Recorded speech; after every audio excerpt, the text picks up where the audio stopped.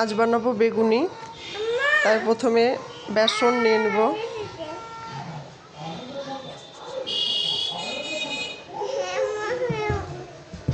এখানে পরিমাণ মতো বেসন নিয়ে নিয়েছি। এবার লবণ দিয়ে দিব, সামান্য হলুদ গুঁড়ো,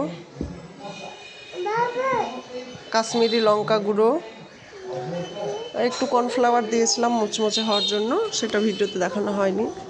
এবার একটু করে জল দিয়ে দিয়ে বেসনের গোলাটা করে নেব।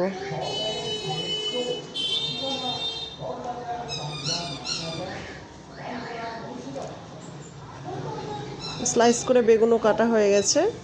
এবার তেল গরম করে এবার স্লাইস করে রাখা বেগুনটা বেসনের মধ্যে দিয়ে ভেজে নেব লাল লাল করে। তবেই রেডি বেগুনি। ভালো লাগলে অবশ্যই লাইক, কমেন্ট, শেয়ার, সাবস্ক্রাইব করতে ভুলবেন না। দেখা হবে পরের ভিডিওতে।